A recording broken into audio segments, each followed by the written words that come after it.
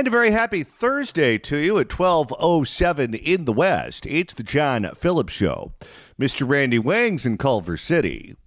John, in our ever-continuing series of politicians and would-be politicians cursing, here's Rick Caruso on Billy Bush's podcast yesterday. Our government, it's really failing us, and too much red tape, and it's a bunch of bull that they're saying they've cut all the red tape, because they just haven't. I think that's the first time I've ever heard that man swear. I don't think it will be the last. Oh, no. Was Billy surprised? And it's a bunch of bull that they're saying they've cut all the red tape, because they just haven't. Billy was going after Karen Bass pretty hard on this podcast. Well, good. That shows that he has a brain in his head. Billy Bush is the most vanilla man on planet Earth, and I love the fact that everyone loves to work blue with him.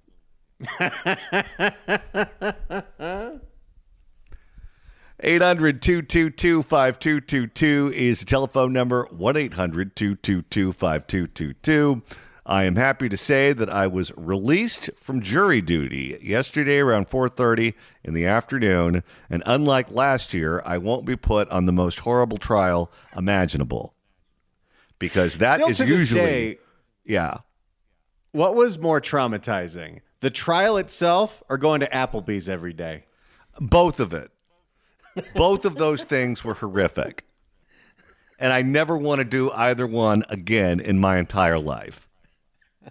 And just when you think what they gave me last year was the worst thing imaginable, I walked into that building with so much anxiety yesterday thinking, all right, what are they going to throw at me this time?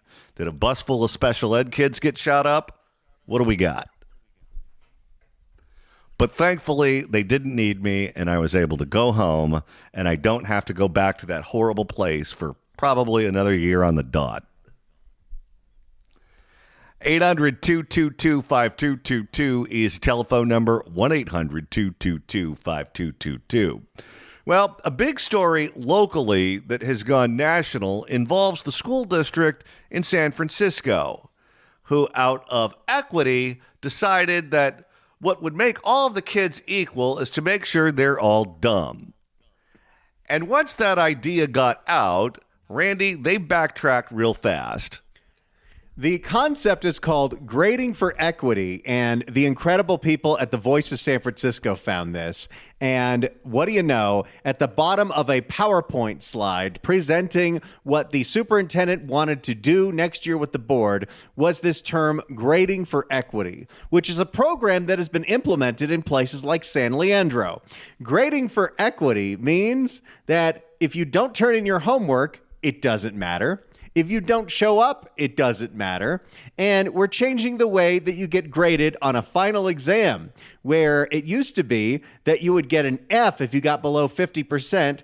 Now, if you got 20%, you'd get a D. Well, what's interesting about this is once the kids graduate, and you essentially graduate a bunch of illiterates, and they think that they're honor students because that's what their report card says, and they go to a university, and the university hasn't dumbed down their standards too, they're all going to flunk out. How does that make the situation better? It's equitable. And let me tell you, if all of a sudden we're going to decide collectively that no one has to do any work, no one has to read the book, no one has to know anything, and we'll tell you you're fantastic and graduate you with a wonderful GPA. After spending the day at a county courthouse yesterday, I can assure you this, the world doesn't need any more dumb people. You know how horrible it is to sit in a building like that around a bunch of losers, because it's not just the other jurors who are there. Oh, no. Yes, there are the attorneys and the judges and the court clerks, but it's primarily people who are being charged with crimes and their baby mamas and their relatives and all of their friends. So you're sitting in a dingy hallway next to these people, and you're trying to make small talk because you have to sit in the same spot for 8 hours. So you turn to them and you go, oh, so tell me there, is the left side of your head naturally bald? I love your tattoo work. How did you get it on your retina? We already have enough of them. We don't need any more. All right, Randy, we have an update on this story. For more on SFUSD's plan for grading equity and then backtracking from it as soon as people found out what it was, here's a report from ABC7 in the Bay Area. San Francisco school leaders are backing off a controversial plan to change how some high school teachers grade. It drew criticism from elected leaders in San Francisco. You know, this is true. My high school teacher in biology, he used to, whenever you had like a true or false quiz, if you got less than 50% on a true or false quiz, he would give you a 0 and write on the paper, monkey wins, because a monkey would have just put true on all of them and gotten 50%.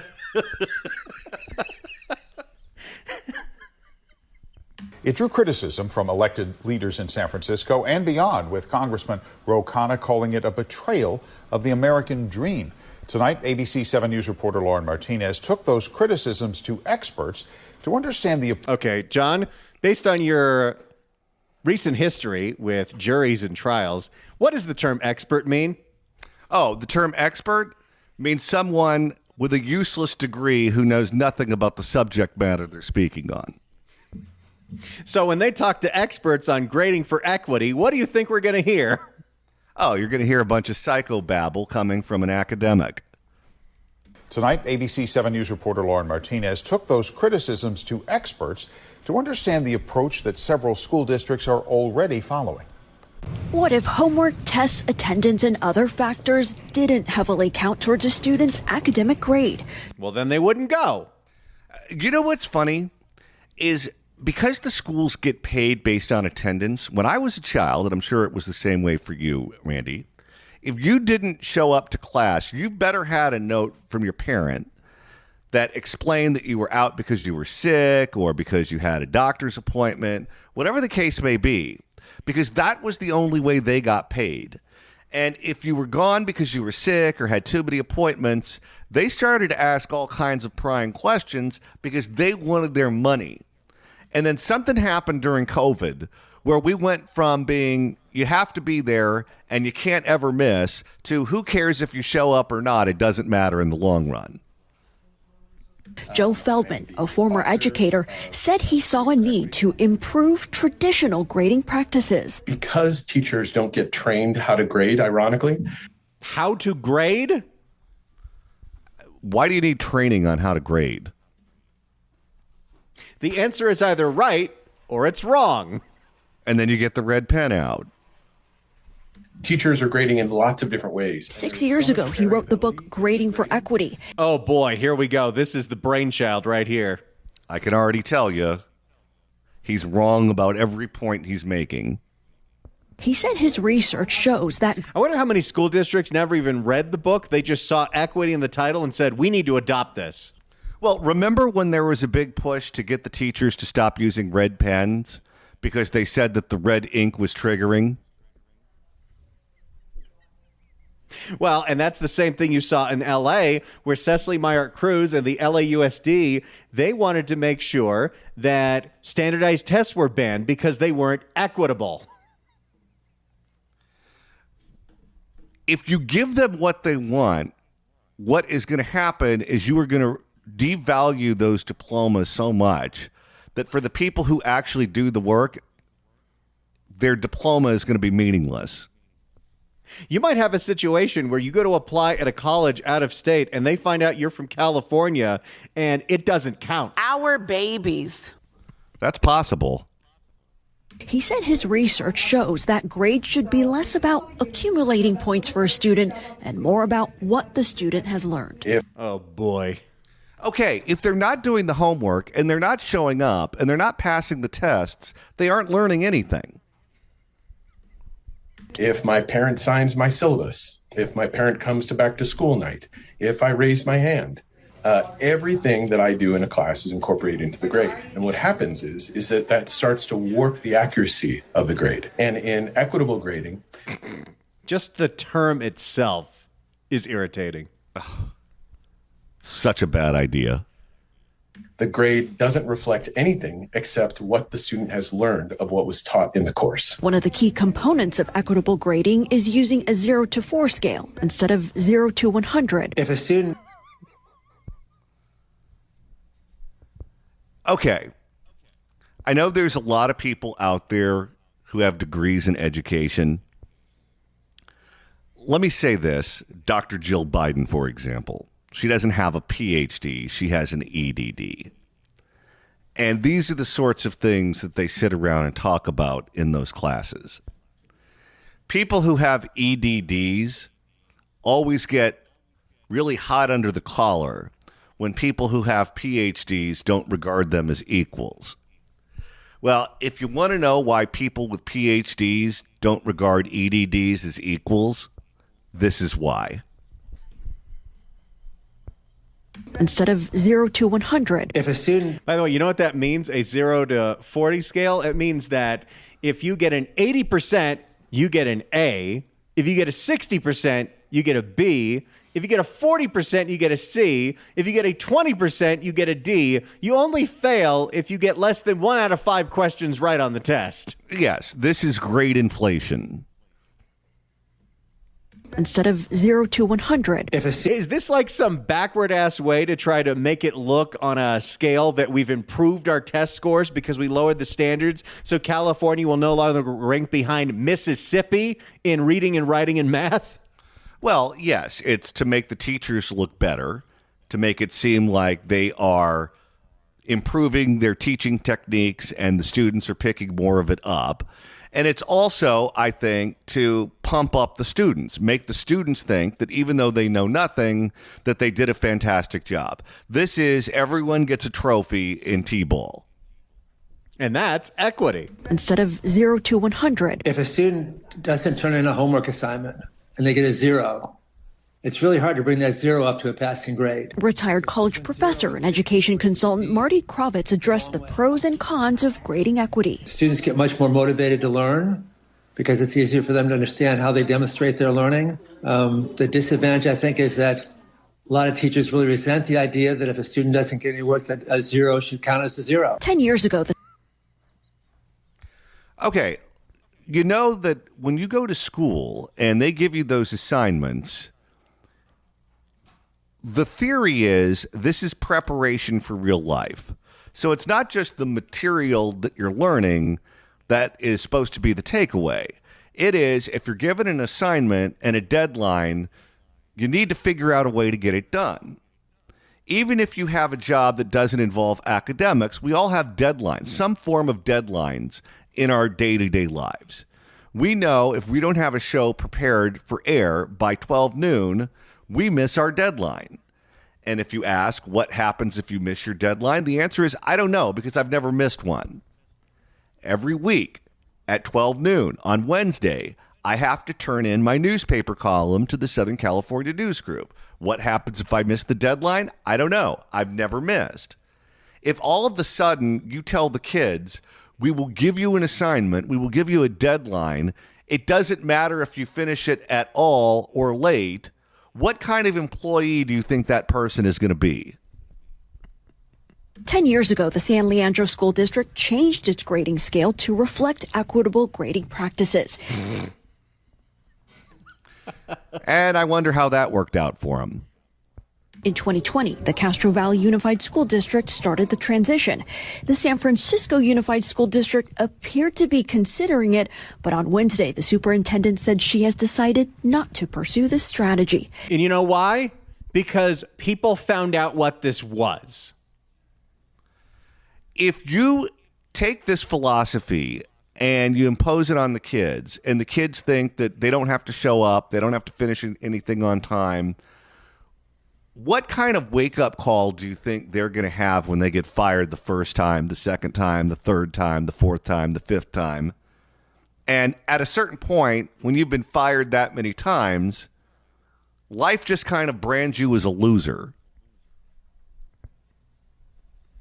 In the South Bay, Lauren Martinez, ABC 7 News. So there you go. Thanks to the incredible reporting of the Voice of San Francisco and that story getting elevated nationwide, San Francisco Unified backing off their plan to join San Leandro in grading equity.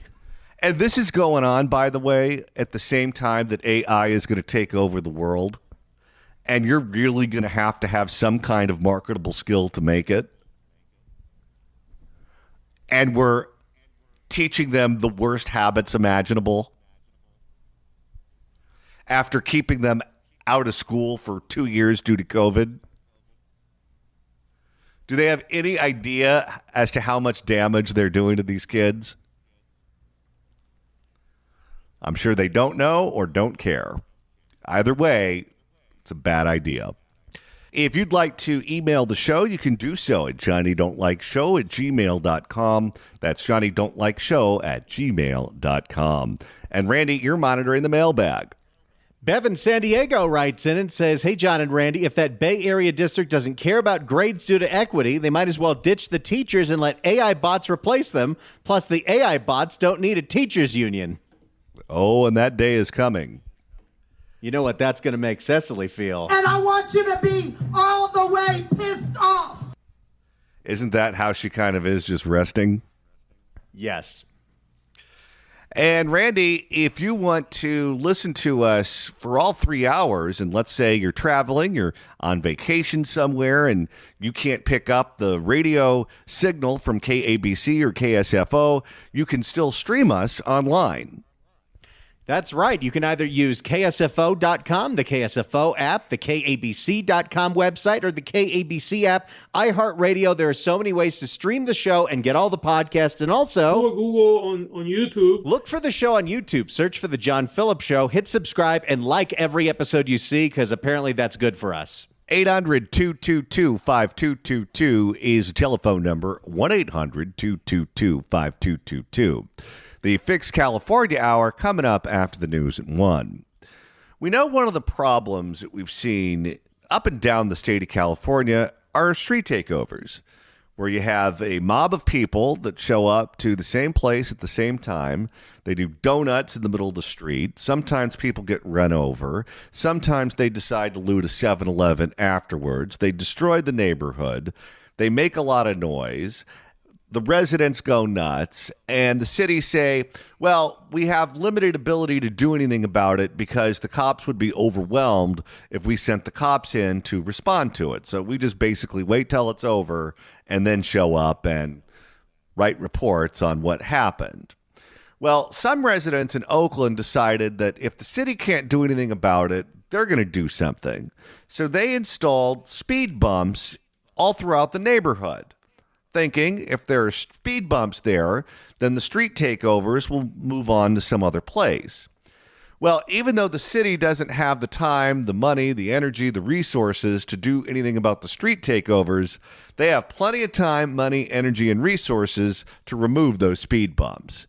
And Randy, that's exactly what the city of Oakland did. The same city that can't do anything about incidents like this.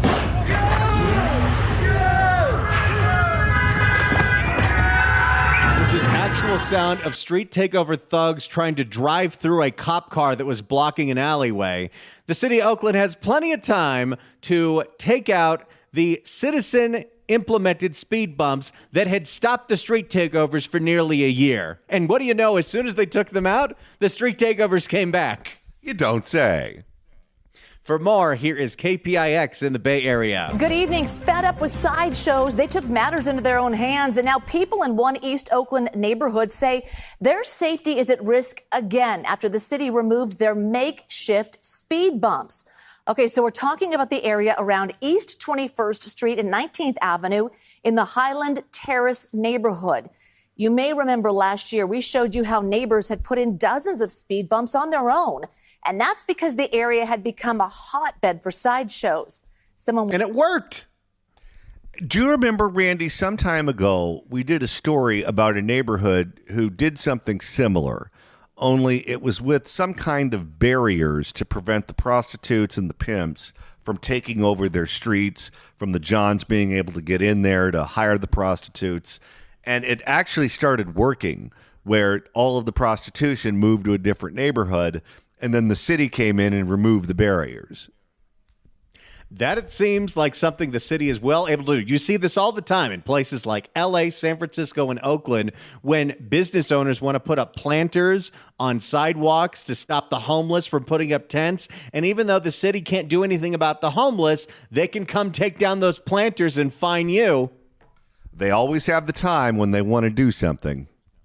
Someone was even shot and killed in one just a few blocks away. So neighbors say the speed bumps worked, but last week the city took them out, saying they were actually making the roads more dangerous. Amanda Harris spoke. How? No, that's not the reason why they took them out. They took them out because they didn't want the neighbors in the neighborhood showing them up. Amanda Harris spoke with both sides of this street safety debate. You can't do one of these stories without some stock footage of what exactly happened on that street. Playing it over and over and over again.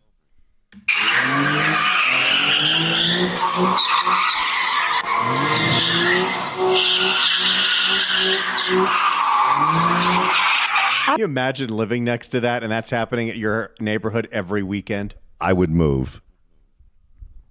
After years of sideshows, people living near East 20. Okay, we can cut out the video now, guys. People living near East 21st Street and 19th Avenue were fed up. They filed reports, created petitions, and contacted city leaders. And none of that did a damn thing. It's funny. They tell you to go through the proper channels. When the proper channels don't do anything about it, they tell you to go through the proper channels. You go back to the proper channels. They do nothing about it until finally you take the law in your own hands, and that's when they go nuts, and that's when they act.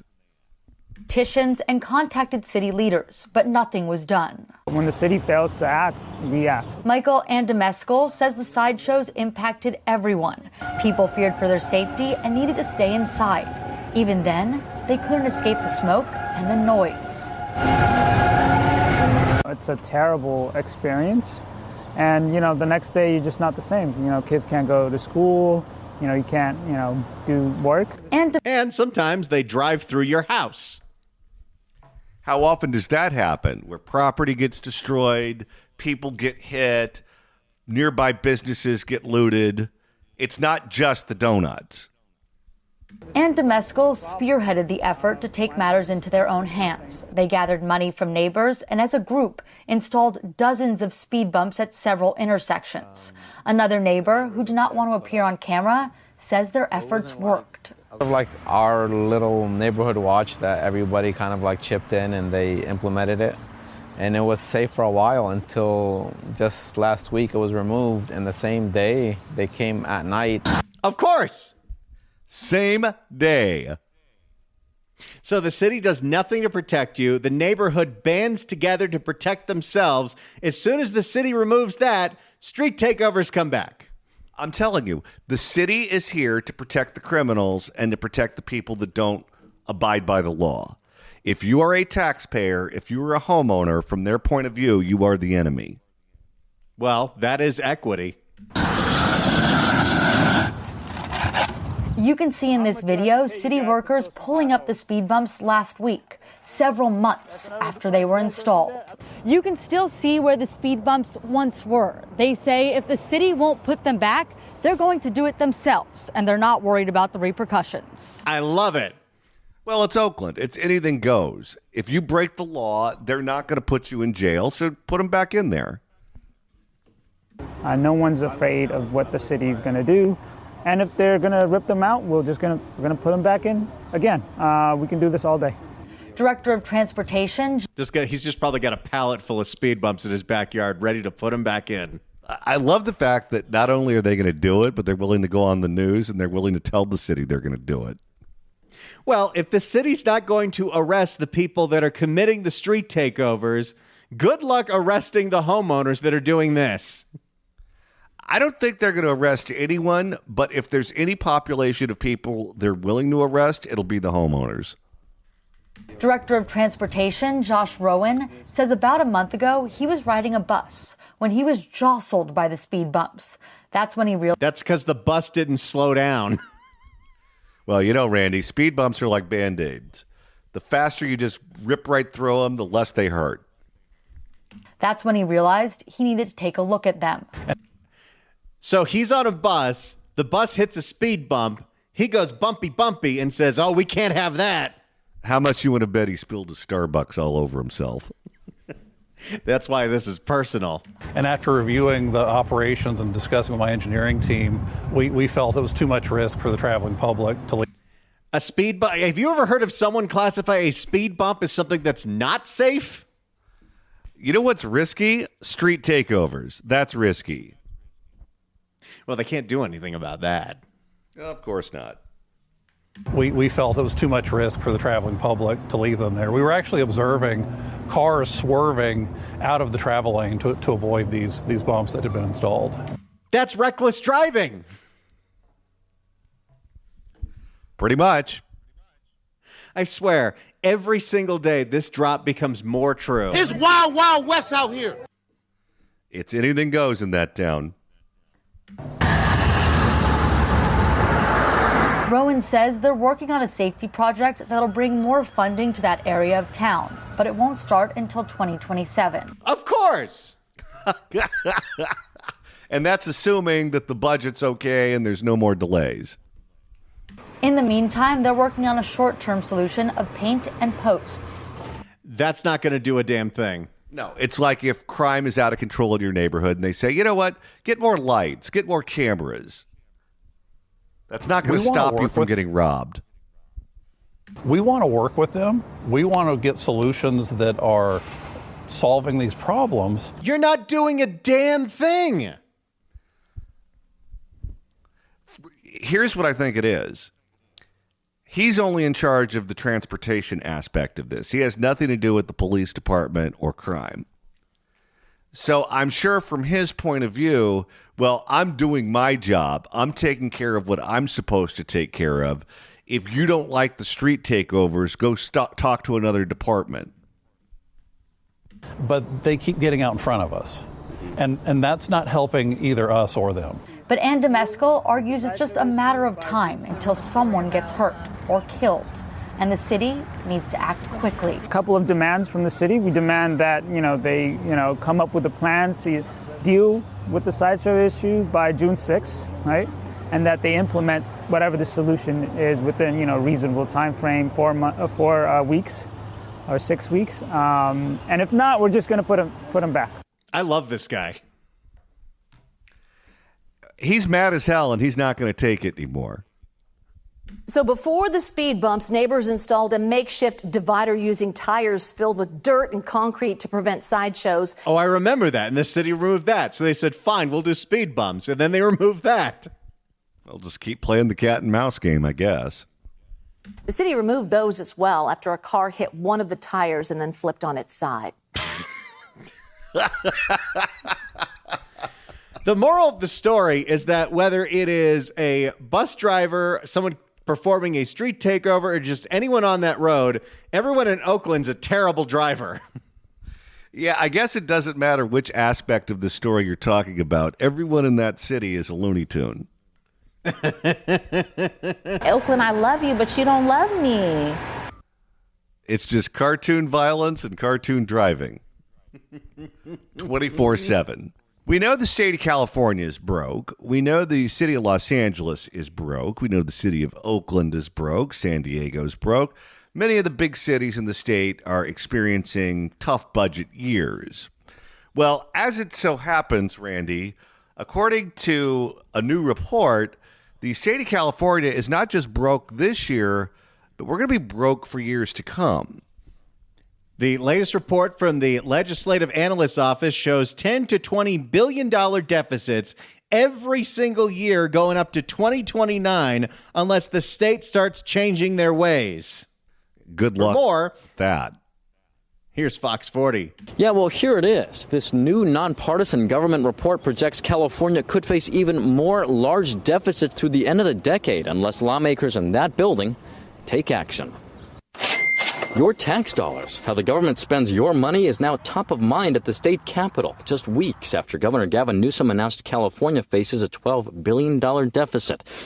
That, of course, that $12 billion deficit is on a budget, a total budget of $327 billion. And as Ashley Zavala has pointed out, and no one seems to have a good answer for, how come when Gavin Newsom did his first budget in 2019, the entire state budget was only $202 billion? It has grown by over 50% in 6 years. I'm telling you, they're going to want to raise our taxes. I don't think Gavin will do it because he wants to run for president. But if we don't make the right choice in the next election, we're going to end up with someone who's going to have no problem trying to jack our taxes up. But looking ahead, the problem will only get more challenging in the future. California nonpartisan legislative analyst Gabe Pettick and his office just released this report projecting beyond this year's deficit, California will face $10 to $20 billion deficits per year through 2029. A major factor, says Pettick, the state is on pace to spend more money than it takes in. Which is fairly simple to solve. If you have the will to do so. Our revenue growth in the years ahead is lower than the trajectory of our spending growth currently. Based on our best estimate at this time, this will be a problem facing the legislature. This is on the hands of not only the legislature, but straight up Gavin Newsom, who loved to tout how in 2022 we had that $100 billion surplus because of all the capital gains revenues from all the, explosion in the economy after all the COVID recovery money came in.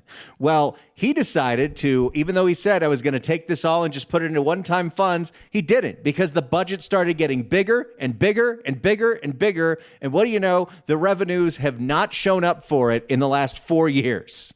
And look at what kind of trouble he's running into trying to force illegal aliens who are receiving health care paid for by the taxpayers of the state of California to kick in just a little bit. The state legislature went nuts. The report anticipates the Newsom administration's proposal to pause the expansion of publicly funded health care to low-income undocumented Californians on Medi-Cal will save the state $16 billion by 2029. But won't be enough. Of course not. And that's assuming the legislature allows him to do it. Well, and this is the other thing. Gavin's plan, if you want to call it that, is that he's going to cap the people getting into the program starting next year. So they already grossly underestimated how many people would join the program last year. I bet you they're grossly underestimating how many people are going to join the program this year, knowing that there's a cutoff. And then after that, the $100 a month fee doesn't come in until 2027. And like you said, that's if the legislature even allows this. Well, and keep in mind, his goal is not to fix any of these problems. His goal is to keep everything together and not have anything fall apart before he leaves office and runs for president. We submitted a balanced budget. During his budget presentation. It's not a balanced budget. Not even close. We submitted a balanced budget. During his budget presentation earlier this month, Newsom said he would prefer not to make such cuts, but felt Medi-Cal would otherwise grow too fast and become too expensive for the state. There are investments that we are making that we simply cannot continue to make. Still, the Legislative Analyst's Office makes clear members of the legislature will likely need to cut other ongoing costly programs or potentially even raise taxes to close future deficits. I would just like to see a bar graph. Where is the extra $100 billion that we're spending now that we weren't spending 6 years ago?